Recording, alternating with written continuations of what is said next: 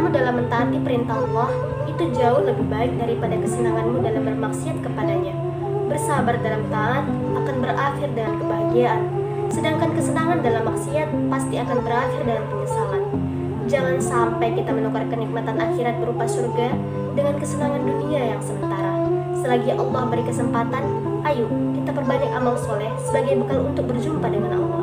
Berjilbab, benar sih, berjilbab memang belum tentu baik imannya. Akan tetapi, wanita yang baik imannya sudah pasti berjilbab, bukan? Iya, memang benar. Menutup aurat bukan jaminan enggak pernah berbuat dosa. Akan tetapi, menutup aurat sudah pasti mengurangi dosa. Minimal telah menggugurkan dosa kewajiban menutup aurat. Memang benar, berjilbab enggak jaminan selalu dekat dengan Allah. Akan tetapi yang pasti, ia ingin mendekat kepada Allah. Ada yang bilang, mending gak berjilbab kalau kelakuan masih penuh maksiat. Nah, ini kalimat yang menyesatkan, serupa dengan ajakan setan. Yang baik diperlihatkan jelek, yang jelek diperlihatkan baik.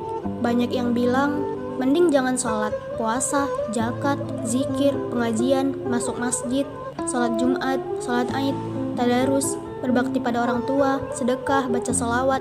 Kalau kelakuan saja masih penuh dengan maksiat. Kenapa kalian berkata seperti itu? Kenapa kalian berkata, kenapa mesti berjilbab?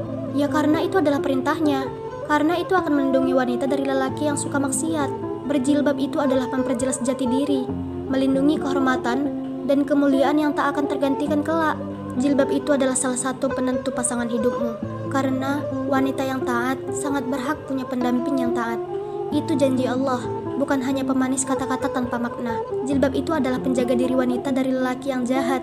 Dan jilbab adalah perhiasan terindah wanita bagi lelaki yang taat. Allah memberikan wanita banyak aturan, begitu juga banyak larangan yang harus dihindari. Wanita adalah sumber dosa, tapi itulah cara Allah memuliakan wanita. Khadijah, Aisyah, Fatimah bisa menjadi suri tauladan agar bisa selamat dunia akhirat. Tentang wanita, kemuliaannya lah yang membuatnya terjaga. Kecantikan akhlaknya yang menjadikan ia tertutup, kecerdasannya yang diakui dunia, kepribadiannya yang melahirkan peradaban. Jika para pujangga hanya mampu melukiskan tentang keindahanmu, sungguh itu hanyalah semu, karena tentangmu telah terlukis abadi dalam surat An-Nisa yang terjaga kesuciannya.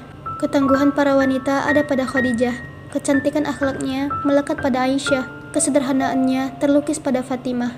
Mereka nyata dirindukan surga, karena ketaatan dan ketundukannya pada Sang Pencipta. Sesungguhnya dunia itu adalah perhiasan, dan sebaik-baik perhiasan dunia adalah wanita solihah. Diam bukan berarti tidak punya rasa. Perempuan yang baik adalah dia yang mampu mendidik diri agar tak menurutkan rasanya. Jika ditanya, dia akan menjawab tidak apa-apa. Bukan dia berbohong, tapi dia cerdas, menata rasa, dan sadar keadaannya. Soal hati yang merindu, dia punya, tapi ia tidak mengumbarnya. Soal cinta yang menggebu, dia pun merasakannya, tapi tak meliarkannya. Dia perempuan yang berusaha mandiri tanpa merendahkan lelaki. Dia perempuan menenangkan diri karena tak ingin mengganggu tugas lelaki. Itu istimewa. Dia perempuan yang tangguh, tak hanya bisa merangak manja, tak hanya bisa meminta dan menuntut saja, tapi bisa menjadi pendamping, pendukung, dan penyemangat dalam doa dan nyata. Itu luar biasa. Bukankah itu tujuan Allah menghadirkan pasangan? Maka, perempuan yang bisa menata diri dan hatinya seperti itu, justru yang layak diperjuangkan dan dipertahankan, karena paras, tampilan dan rupa bukan jaminan kualitas dan kelayakan. Ketahuilah, Allah tidak memilih berlian sebagai perhiasan terbaik, dan Allah juga tidak memilih emas, tapi Allah memilih wanita, dan Allah pun menjadikan wanita sebagai perhiasan terbaik dunia ini. Di sini Allah ingin mengajarkan kepada kalian kaum Adam bahwa wanita itu dijaga, bukan disakiti. Jikalau kau sakiti mereka, maka mereka pun akan patah, karena mereka tercipta dari tulang rusuk yang tak bisa kau. Hai ukhti fillah, bila ada ikhwan yang bersikap baik padamu, terjemahkan itu sebagai hal yang ilmiah ya. Sebab sudah naluri laki-laki bersikap baik pada perempuan. Bila bukumu jatuh dan dia ambilkan, ya itu normal, tidak ada yang spesial. Jadi jangan baper ya. Bila kamu bertemu di jalan dan dia mengucapkan salam, bukan berarti dia tertarik. Dia sedang menjalankan sunnah aja. Dan bila di antara teman-temanmu hanya kamu yang disapa, jangan baper. Bisa saja kebetulan dia hanya ingat namamu. Kebetulan, jangan baper. Bila suatu saat dia membalas chatmu, bukan berarti dia ada rasa. Bisa saja sebagai pencair suasana pertemanan. Cukup itu aja, jangan baper. Pada dasarnya rasa kecewa itu karena diciptakan sendiri, dimunculkan sendiri karena keliru dalam menanggapi sikap lawan jenis. Sudah sifat asli perempuan mudah terbawa perasaan, ya oleh karena itu, wahai akhi, bila ada perempuan yang sedang bersedih, jangan kamu datangi sendiri menghibur. Biarkan teman perempuannya yang mendatangi. Jangan biarkan dia baper. Tidak perlu menawarkan bantuan bila kau lihat dia bisa melakukannya sendiri, atau sahabatnya bisa membantu. Jangan biarkan dia baper. Jangan mencandainya perihal hati. Bercanda tentang perasaan pada lawan jenis bukanlah hal yang lucu. Jangan biarkan dia baper. Jaga selalu kehormatan dengan tidak menebar pesona. Jaga kehormatan perempuan dengan tidak bersikap terlalu manis pada mereka. Bersikaplah sewajarnya saja. Banyak hal yang tidak disengaja bisa menimbulkan baper. Tinggal bagaimana kita pandai-pandai mengelola perasaan kita. Setuju nggak?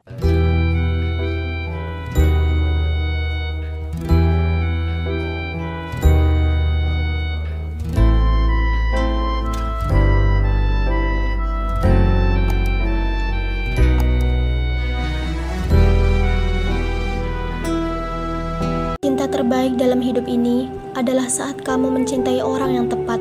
Seseorang membuat akhlakmu semakin indah, jiwamu semakin damai, dan keadaan hatimu semakin bijaksana tentunya. Iya, dia akan menjadi penegur saat imanmu luntur, dan dia juga menjadi penasihat terbaik saat kamu bermaksiat. Dialah cinta terbaik, dia yang tidak hanya bersamamu di dunia, namun berupaya bersamamu hingga surganya kelak. Cinta siapakah itu? Yaitu cintanya seseorang yang dasar mencintainya tak lain karena ingin mencari ridha Allah, sehingga ia ingat betul tanggung jawabnya dalam mencintai. Saat ia sudah melihat untuk menjadikanmu penyempurna agamanya, maka ia akan memberi jalan agar kamu juga sempurna pula bersamanya dalam mencari ridha Allah.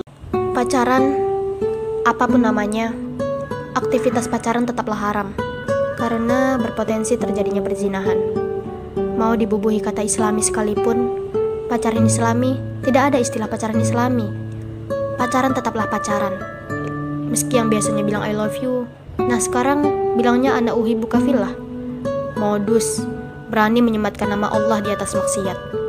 Biasanya nanya sudah makan, sudah minum, nah sekarang diganti dengan udah sholat, udah tilawah. Yang biasanya chattingan ngajak pergi main, jalan-jalan, nah sekarang ngajak puasa sunnah bareng, ke masjid bareng, sholat berjamaah berdua.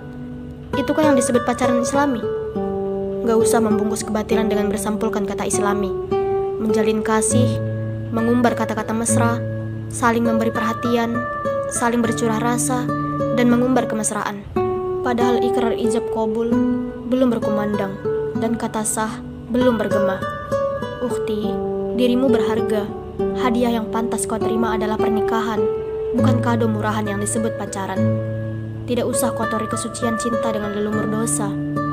Akhi, cinta itu komitmen, bukan statement belaka. Maka, persiapkanlah bekal berupa mental, ilmu, tanggung jawab, dan harta. Bukan hanya kata-kata gombalan atau janji-janji buta. Akhi wa ukhti, izinkanlah hatimu menerima kebenaran. Mari patuhi rambu-rambu Allah. Jika sudah siap, menikahlah. Jika belum bisa, ikhlaskanlah. Umar bin Khattab pernah berkata seperti ini. Aku tidak takut sesuatu hilang dariku, karena aku tahu, selain takdirku, maka tidak akan pernah menjadi milikku.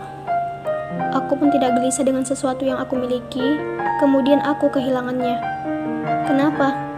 Karena aku tahu, sesuatu yang bukan jadi milikku, bagaimanapun, tidak akan pernah menjadi milikku. Begitu juga sebaliknya.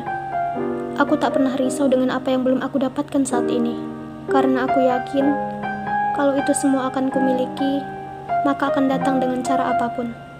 Jika bukan milikmu, ia akan hilang. Tapi jika milikmu, ia akan datang. Hai, aku mengerti. Skenario ini memang sangat berat dan terasa begitu menyulitkan hidupmu. Namun, bukankah dirimu sendiri juga tahu bahwa hidup haruslah terus berjalan? Karenanya, berhentilah untuk menyakiti diri sendiri. Besarkan hatimu untuk membiarkan ia pergi. Jika masih sulit, cobalah untuk belajar mencintai diri sendiri lagi. Percayalah, jika dulu kamu baik-baik saja tanpa dia, tentu kamu juga akan baik-baik saja sekarang. Hiburlah dirimu, istirahatkan dirimu sejenak, ajak dirimu berdamai dengan semua. Dan kuharap kamu bersedia ingat bahwa jodohmu yang sebenarnya masih menunggu di luar sana. Selamat berdamai dengan semuanya.